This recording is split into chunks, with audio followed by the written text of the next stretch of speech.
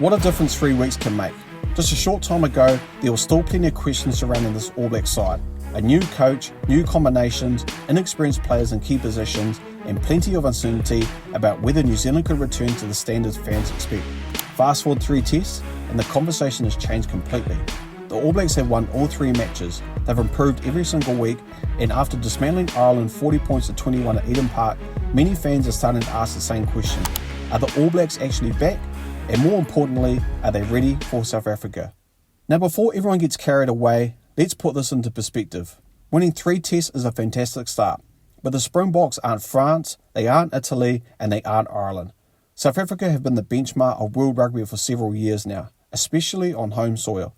If this All Blacks team wants to prove they're genuine rugby ship contenders, that's the challenge waiting for them. But after watching the first 3 tests, there's every reason to believe New Zealand is heading in the right direction. The biggest thing that stood out to me over the 3 games hasn't actually been the results. It's been the improvement. Every week this team has looked more comfortable, more confident and more connected. That's exactly what you want to see from a side learning from new coach systems. They haven't been winning games, they've been fixing problems that were evident the week before. That tells me this coaching group is having a real impact. And more importantly, the players are buying into what Dave Rennie wants into this team. Take the opening test against France for example. It wasn't perfect by any means, but there were signs of what the side wanted to become. The attack was more direct, the support lines were better, and there was a willingness to move the ball instead of simply relying on individual brilliance. They still had moments where execution let them down, but you could already see the foundation being built. Then came Italy. Now people will say Italy isn't the toughest opposition, and that's completely fair. But professional teams are judged by how they deal with the teams they're expected to beat. The All Blacks handled the game exactly how you want them to. They were clinical, they kept their standards high and continued developing combinations rather than simply chasing a big scoreline. Sometimes those matches can become scrappy or complacent, but New Zealand stayed focused and used it as an opportunity to grow. Then everything came together against Ireland. For me, that was comfortably the best performance we've seen from this team so far. Ireland came to Eden Park as one of the strongest teams in world rugby. Yet from the opening whistle, the All Blacks looked faster, more physical and far more dangerous with ball in hand. The 40-21 scoreline wasn't a lucky result or one built on a few moments of brilliance. It came from 80 minutes of sustained pressure, kick ball, aggressive defence, and players trusting the system around them. One thing that's become obvious is this team wants to play with speed. Everything starts around the breakdown. The quicker the ball leaves the ruck, the more dangerous this backline becomes. Cam Roigard deserves enormous credit for that. Over the last 3 tests, he's shown exactly why so many people rate him so highly. His pass is crisp. He makes quick decisions, and perhaps most importantly, he constantly keeps the defensive line guessing. Defenders simply don't know whether he's going to pass, run, or put someone into a gap. The uncertainty creates opportunities for everyone around him. What I really like about Roigard is that he doesn't slow the game down unnecessarily. Previous All Black sides have sometimes allowed opposition defences to reset, but Roigard thrives on playing at tempo. He recognises space quickly, gets the ball away fast, and keeps the entire attack moving forward. Against Ireland especially, that speed around the ruck caused all sorts of problems. Then there's Ruben Love. 3 tests ago, there were plenty of questions about whether he could handle test rugby consistently. I think he's answered a lot of those already.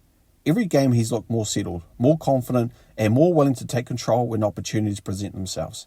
That's not something every young player can do. Test rugby has a habit of exposing weaknesses very quickly, yet Love has continued improving each week. What impresses me most is in his attacking opportunities. It's how composed he looks under pressure. He doesn't appear rushed, he doesn't appear panicked, and he makes sensible decisions far often than not. Those are qualities you simply can't overlook heading into a tour of South Africa. Of course, none of this works without experienced leaders setting the standard, and once again, Ardie Savea has been outstanding. It almost feels like we've reached the point where people expect greatness from him every week because that's exactly what he delivers. Whether it's carrying into heavy traffic, making dominant tackles, winning turnovers, or simply lifting the energies of those around him. Savea continues to lead by example. There were countless moments across the 3 tests where his work rate completely changed momentum. Those aren't always the plays that make the highlight reels, but they're often the ones that win test matches. The 4-pack as a whole also deserves a huge amount of praise. Against Ireland especially, they didn't just survive physically, they won the collision battle for long periods. The scrum looked stable, the line-out functioned well, and the carriers consistently generated front football. That's incredibly important because South Africa will challenge every aspect of the All Blacks forward play.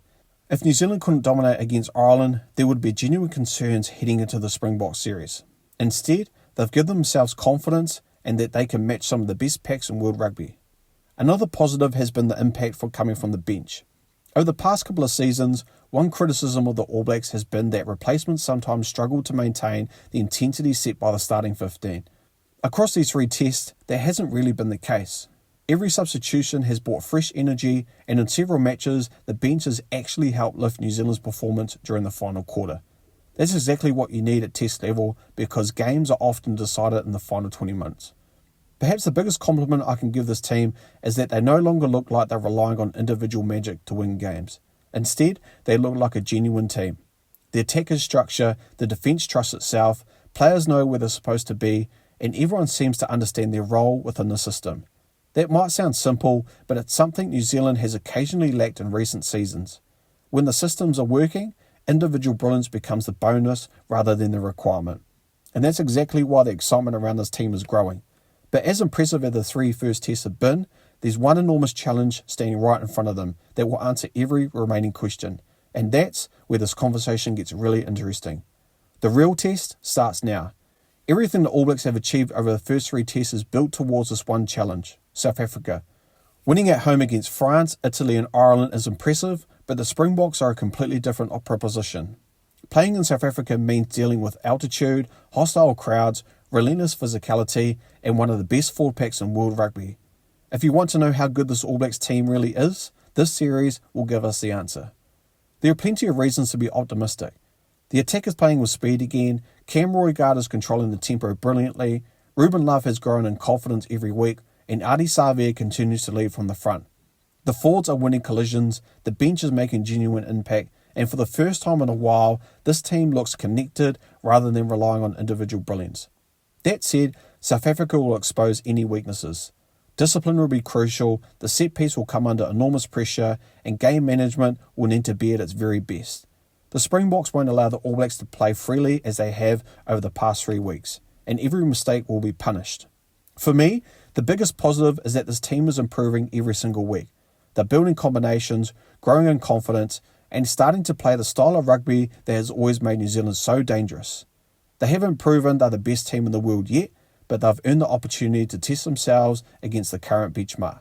Now, it's over to South Africa. Do you think the All Blacks are ready for the Springboks? Let me know your predictions in the comments below.